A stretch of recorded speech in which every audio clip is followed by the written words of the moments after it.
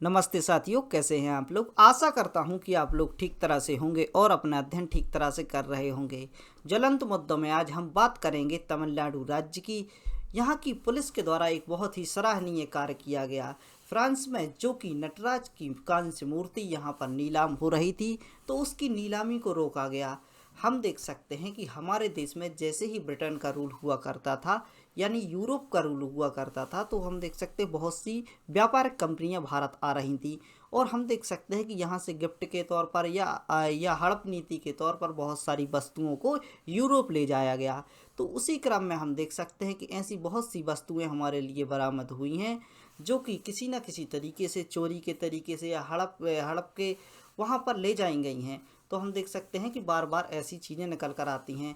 तमिलनाडु की कला से प्रेरित होकर, यहाँ की जो कल्चर है वहाँ से प्रेरित होकर इस प्रकार की जो मूर्तियाँ, नटराज की मूर्तियाँ जो कि वहाँ पर बनाई जाती हैं, इस प्रकार की मूर्तियों की नीलामी कहाँ पर, फ्रांस में हो रही थी।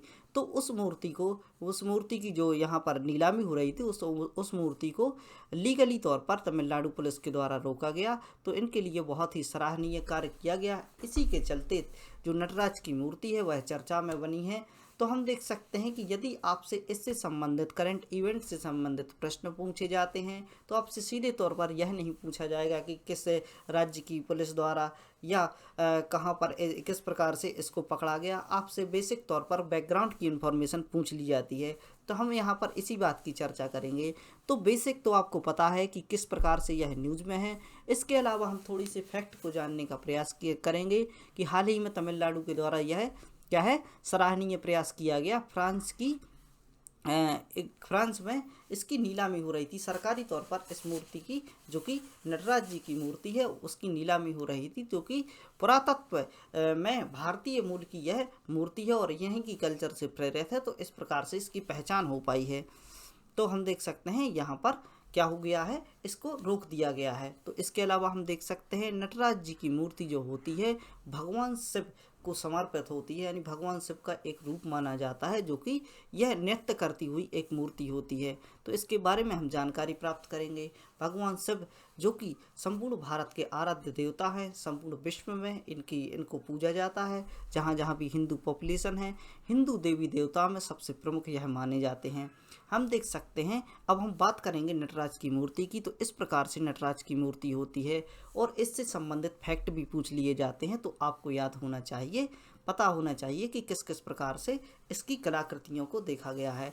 हम देख सकते हैं यह राक्षस के ऊपर नृत्य करते हुए शिव शंकर जी यहाँ पर विराजमान हैं। तो हम देख सकते हैं कि इनका जो दाहिना हाथ होता है, दाहिना हाथ हम देख सकते हैं यह उत्पत्ति का प्रतीक माना जाता है, जिसमें कि यह डमरू हाथ में लिए हुए होंगे।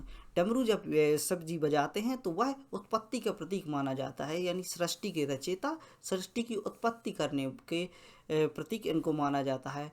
बाएं हाथ में इनके अग्नि होती है, यानी यहाँ पर हम देख सकते हैं जो अग्नि है यह विनाश की प्रतीक मानी जाती है। शिव को जहाँ उत्पत्ति की बात करते हैं, वह सृष्टि के विनाशक भी इनको माना जाता है, यानी यदि वक्त आ जाए तो यह सृष्टि का विनाश भी कर सकते हैं। दाहिने हाथ आभा मुद्रा में है। तो यह जो दाहिना हाथ है इनका, यह आभा मुद्रा में है। आभा मुद्रा क्या होता है, यह आशीष टाइप का देते हैं। ये आप देख सकते हैं यह आशीष दे रहे हैं, यानी आशीर्वाद दे रहे हैं। और बाएं हाथ की हम बात करें तो यह उपनिषद की ओर वो इशारा कर रहे हैं, यानी इस प्रकार से बता रहे हैं कि आप उपनिषद को पढ़िए, उनमें सारा ज्ञान छुपा हुआ है। तो इस प्रकार से हम देख सकते हैं भगवान सब कितनी सारी जो टीचिंग्स हैं इनसे हम प्राप्त कर सकते हैं। जो हम देख सकते हैं कि इसके जो ये फैक्ट हैं यह एग्जाम में पूछे जा सकते हैं। तो आपको इसकी जानकारी होनी चाहिए। और अधिक जानकारी हम इससे संबंधित प्राप्त करें तो नटराज की जो मूर्ति होती है, तो इनका जो नृत्य होता है अहंकार का विनाशक माना जाता है। जब यह नृत्य करते हैं तो अहंकार का विनाश होता है। गले में जो सर्प होता है शिव जी के, वह ऊर्जा का प्रतीक माना जाता है।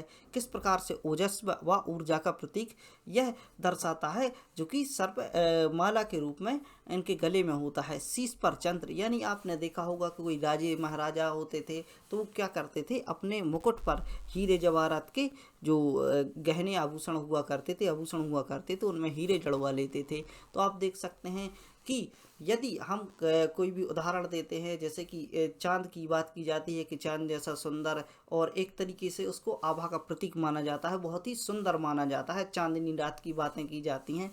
तो हम देख सकते हैं कि चंद्र को अपने मस्तक पर धारण करने वाले, यानी जो जो कि मूल्यवान वस्तु है, तो यहाँ पर यह क्या करते हैं, लोगों के अहंकार को तोड़ते हैं। यहाँ पर हम देख सकते हैं कि शीश पर, इनके शीश पर चंद्र यह अपने सिर पर रखते हैं, यानी उसको मुकुट के रूप में सुशोभित होता है।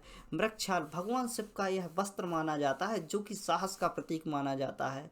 जो लेपर्ड की छाल होती है, उसका यह क्या करते हैं, अपने वस्त्र के रूप में उसको धारण करते हैं। तो इस प्रकार से शिव जी की यह जो महिमा है और उनसे संबंधित जो फैक्ट हैं, नटराज की मूर्ति से संबंधित, हमने प्राप्त किए।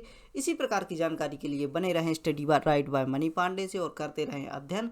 इन्हीं तथ्यों के माध्यम से आपसे प्रश्न पूछ लिए जाते हैं और आपको जानकारी होनी चाहिए। तो पढ़ते रहिए, खुश रहिए। जय हिंद, भारत माता की जय, शंकर भगवान की जय।